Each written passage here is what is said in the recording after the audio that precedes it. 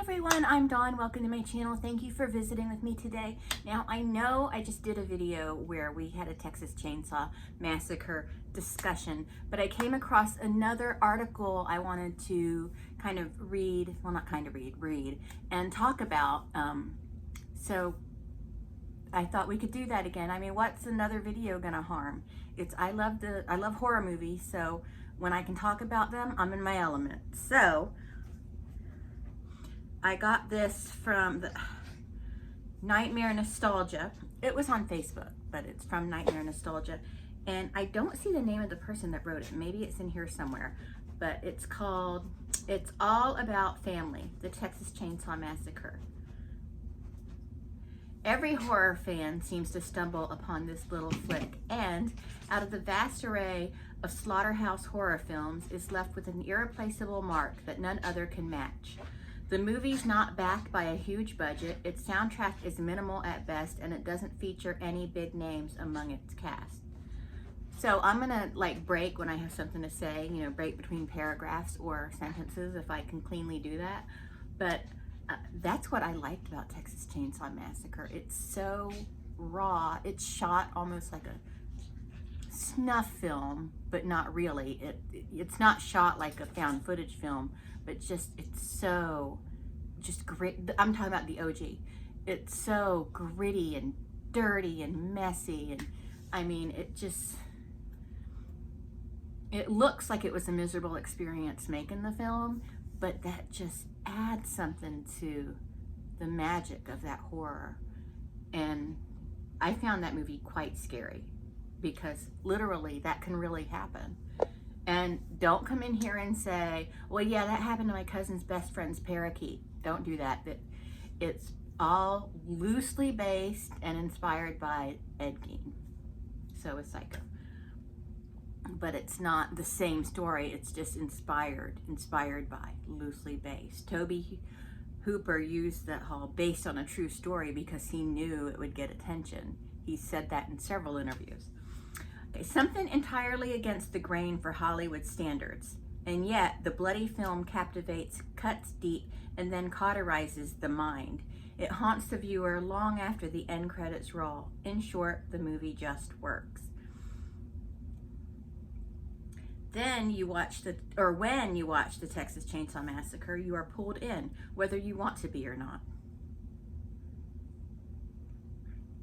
and made to endure the menace and the horror awaiting the character therein.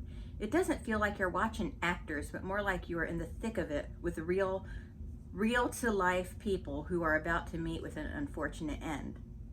That's another way to describe what I was trying to explain.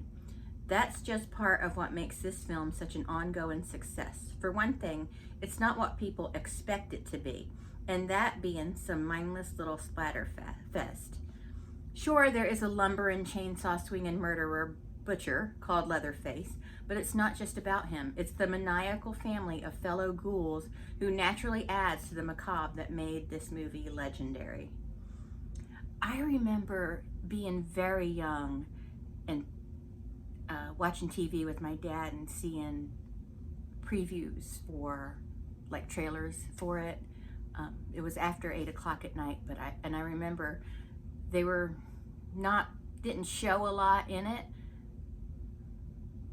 but I just remember the narrator's voice and just the same thing with that movie Magic with Anthony Hopkins. Okay, so we're gonna go right here. We go through some of the characters.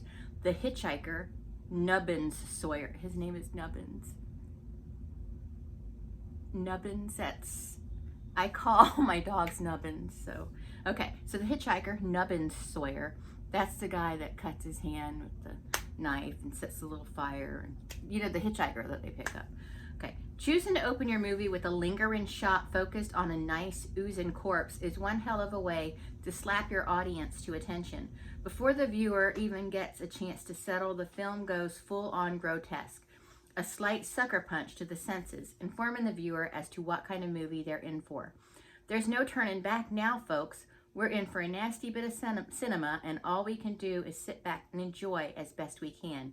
I know you love it. Turns out a string of grave robberies has been transpiring all over the county. We're introduced to our heroes who stop by the local graveyard to see if their grandpa's grave was among those desecrated or not. His was fine. But the jelly-faced ugly we saw at the film's opening was one of the unfortunate dead dudes dug up and propped up like some maniac Halloween decoration. It doesn't take long before we're introduced to the ghoul responsible for the Midnight Graveyard monster Mashin. He gets picked up on the side of the road by our cast of heroes, and we all just know the shit's about to hit the fan. The hitchhikers, played by Edwin Neal, the hitchhiker scenes alone could be considered the scariest of the whole film. He's weird, he has something all over his face, and he has all the manners of an unmedicated schizophrenic. His jittery behavior immediately sets an unsettling mood. This effer is unstable as all hell, and now our heroes are trapped in the fan with this lunatic. It doesn't take long before he cuts himself, to everyone's shock, performs some kind of black magic ritual, then cuts poor Franklin's arm. Poor Franklin, he was the guy in the wheelchair. That's exactly the kind of behavior that'll get you kicked out of the car, Buster.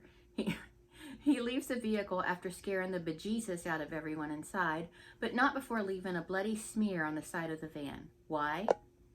Just to mess with them, and it works perfectly. It's just the kind of craziness we can expect out of this movie.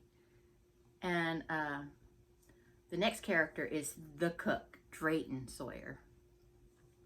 I love this guy. I always thought he was the dad to both Leatherface and the hitchhiker. It just seemed obvious to me, and still does, if we're being honest.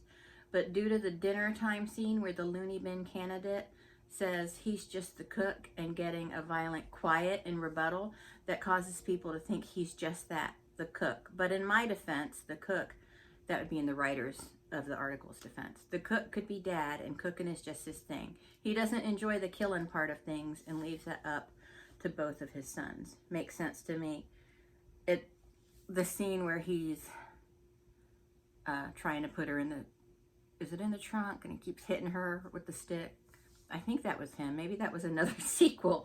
Maybe I'm getting too old to keep my movies straight. There's also the hilarious scene when Cook comes home and sees the mayhem Leatherface has done to the front door. Infuriated, he hops out of the truck and indignantly yells, "Look what your brother's done to the door." That sounds just like something a dad would shout. And part of the article got cut off. I'm sorry, guys. It's a very small part. There's also the hilarious scene when Cook comes home and sees the mayhem. Oh, no, it didn't. Okay, that sounds just like something a dad would shout. It's also insight into the character's psyche. Kind of a practical kind of guy. It's hilarious how pissed he gets over property damage. It's subtle, but also a glimpse into his unhinged behavior. I remember thinking that, how he got so upset over the door, but the murdering and chopping up of young people was perfectly fine. Upon introduction, you wouldn't suspect much from Cook, considering he's presented as the nice gas station owner who calmly advises the heroes not to go poking their noses into places they shouldn't be. Later, and after one of the most hair-raising chase scenes in any movie ever, Sally seeks refuge back at the gas station where the kindly owner offers her shelter. See, I never trusted him. He was kind of the early stages of modern horror's version of the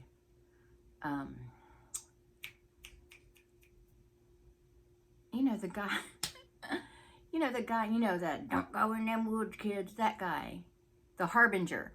They were trying to make him look like the Harbinger, so it would be a surprise that he was the bad guy. But by the time I had seen that movie, I was already familiar with that trick.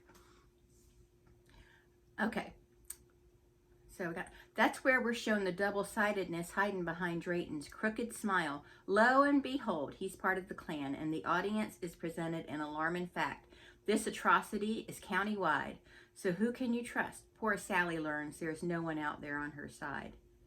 Drayton smacks her around with a broom. That's right, I remember that now. And ties her head first into a potato sack. He traps her in his truck, but then runs back into the gas station to turn off the lights first before taking off.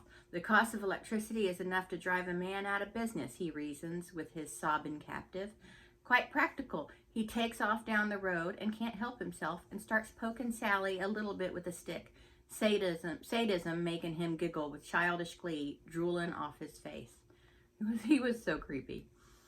The role was brought to life by the one and only Jim Sidow, who would return to the role in Texas Chainsaw Massacre 2 and plays pretty much the same guy. I love him. The man chews up every scene he's in. Next, Grandpa Sawyer. Creepy, creepy, and creepy. This old corpse of a character shouldn't be alive and defies mortality. He looks like a dry husk. I wasn't even really sure he was alive. And come on, it's entirely feasible that this family of lunatics would carry down a corpse to have dinner with them until he helps himself to some of Sally's warm blood. That was so gross to me.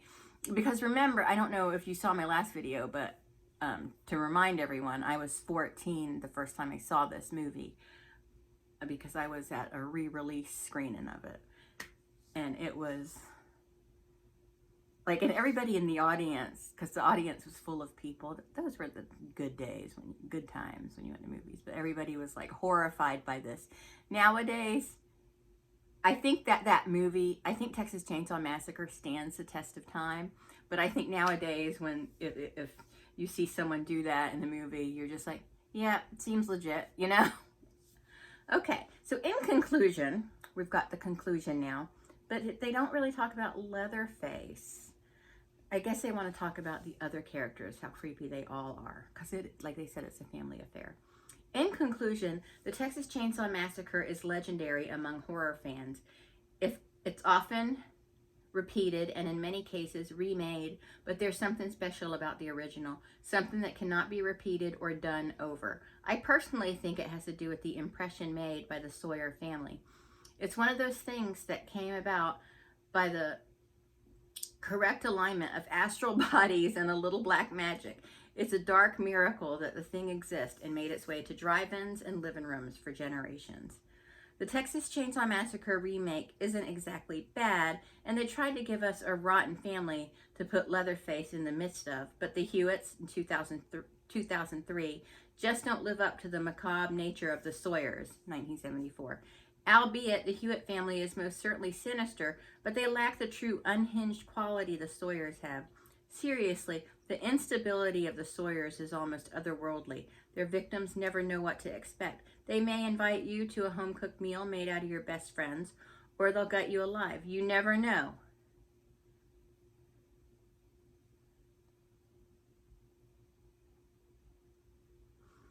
And that alone keeps you on your toes around them. They are pure psychopaths and take obscene delight in that. Each of the characters mentioned here, in no way or another, reflect the very ghoul who inspired the lot of them, Ed Gein.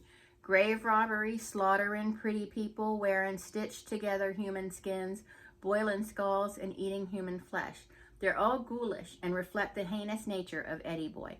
I think he'd be damn proud of a lot of them. That's kind of gross.